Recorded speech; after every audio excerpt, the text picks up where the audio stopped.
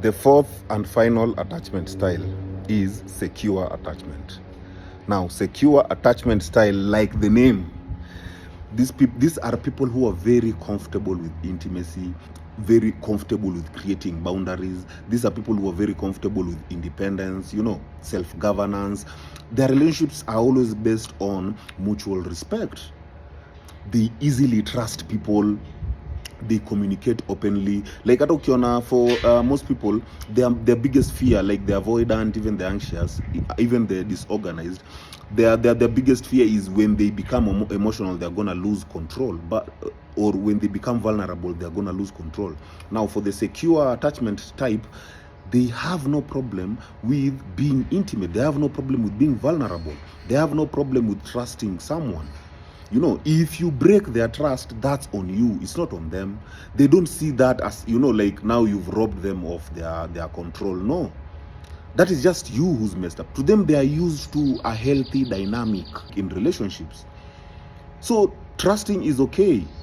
They don't have that fear that, hey, I might trust you and then you will break my trust. No, that shows the unhealed trauma from your past, where your trust was broken and then you decided to cope up with that. You generalized. You think everyone now is all about breaking your trust the moment you give your trust, So all along, other people are living on survival mode. No, these people are thriving. These people are not living on survival mode.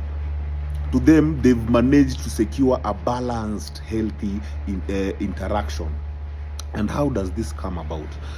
These are people who grew up in environments where their caregivers were consistently responsive, nurturing, and attuned to their child's needs. So these children grow up knowing that their emotional and physical needs will be met. And not just met, they'll be met reliably. So they are not on that survival mode. These people are on that. It's as I said, they are thriving. To them, they are living.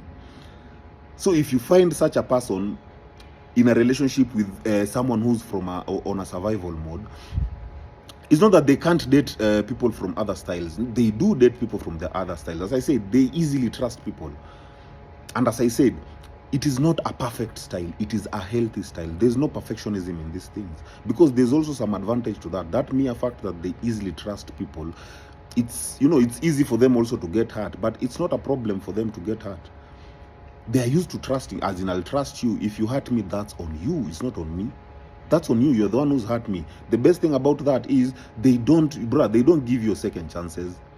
The moment you break their trust, they're like, no, I'm not used to these dynamics. This is too rough for me, and they'll withdraw. They are used to healthy dynamics. Another disadvantage of these people is, now, some of these people might take, if you're not aware of your attachment style, especially if you are a secure person, if you're not aware of that secure attachment style, you might take now other styles as projects. If you're dating someone maybe from the avoidant style or from the anxious or the disorganized, you might take them as project, really to help them to understand themselves, especially if you are not aware. But the moment you become aware that you are a secure attachment style kind of person, then no, you're not going to entertain or tolerate any dynamic that is unhealthy. So, what are some of the signs of a secure attachment style person? As I said, these people are very comfortable with vulnerability. They openly share their emotions, needs, without the fear of being judged or rejected or anything. They are very comfortable with it. Their emotional regulation is off the charts. These people handle confrontations or conflicts. They handle them very calmly and constructively. Not just calmly and constructively. They don't see conflicts as the end. They don't see conflicts as threatening. They see that as something, they see that as an expression. They see that their partner is expressing their needs. They don't see, for them, arguments are not an issue. That's just part of an expression. As in, they are very calm and constructive. Talk about self-confidence. Their confidence is off the roof. These people, they maintain a healthy level of confidence without the arrogance. They believe in themselves. These people believe in their self-worth. They believe they deserve to be loved and respected. No arrogance. As I said, also they easily trust people. They believe people have good intentions unless proven otherwise. Endagi ati ile people have bad intentions unless proven. No, they believe people have good intentions unless proven otherwise. And because of that, they rely on their loved ones for support. And not only rely, they're also reliable and supportive to their loved ones. So it's, as I said, it's a healthy dynamic. They are good with creating boundaries, and not only creating boundaries, but also respecting their partner's boundaries, or even the people they relate with. They're really good with that. And then they also know how to balance the closeness and neediness with independence. You know, when we are close, but when their partner needs some space, they're also very okay. They don't stick there with that overthinking or assumptions that, hey, you know, now my partner, because they are alone or there's this they are doing, you know, that already shows unresolved trauma. But now for the secure attachment type, these people, they know how to balance closeness with independence. That comes with knowing how to create your boundaries. Once you know how to create your boundaries, then automatically you'll know how to respect other people's boundaries. These people don't feel the need to chase or avoid love.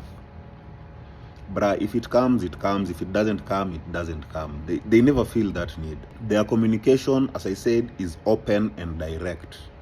Very good communication, free to express their needs, even their partners. Like, they offer that safe environment so that you can express your needs without the fear of either being judged or rejected. As I said, these people don't see conflict as issues. They see conflict as something that can be resolved. They see conflict as part of the communication. So they're always very calm.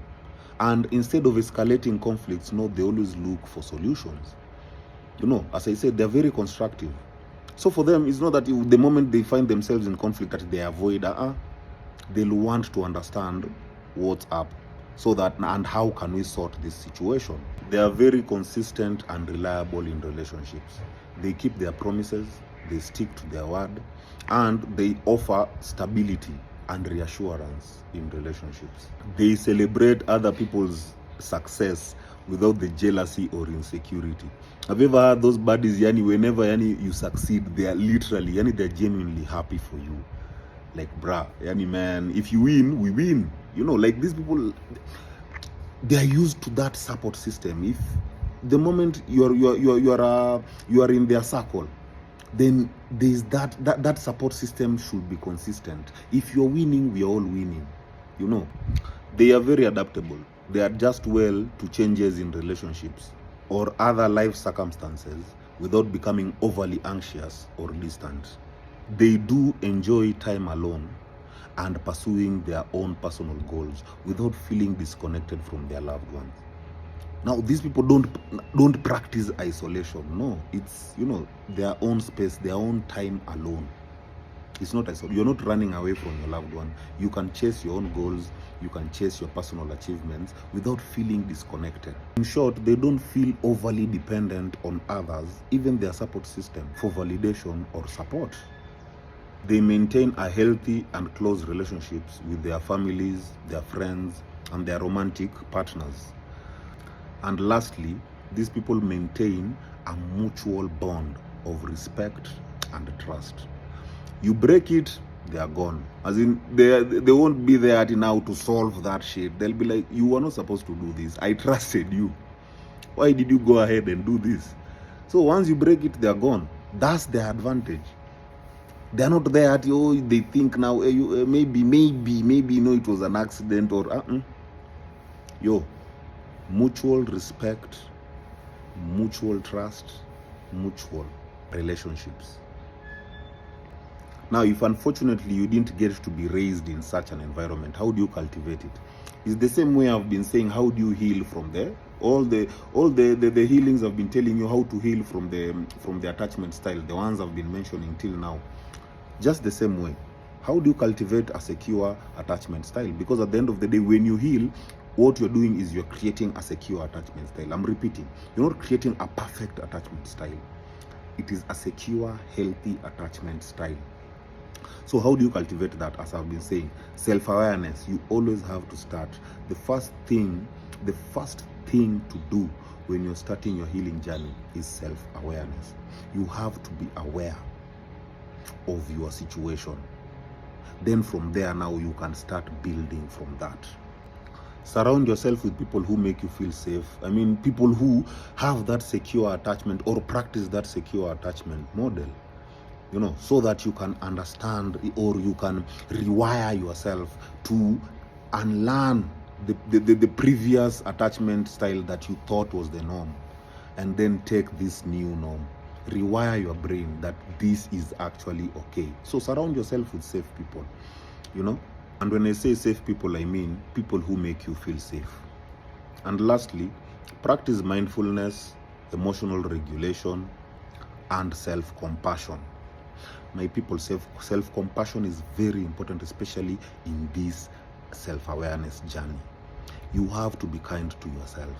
Don't beat yourself down, because when you begin the self-awareness journey, or when you're going through, there are moments where you're going to really feel bad. Now, because you're introspecting, then now you might think you're the one who's the problem. You're the one, you should have done better. No, have some self-compassion. The journey is not easy, you know. So yeah, my friend, practice mindfulness, self-compassion, and emotional regulation. My people, heal.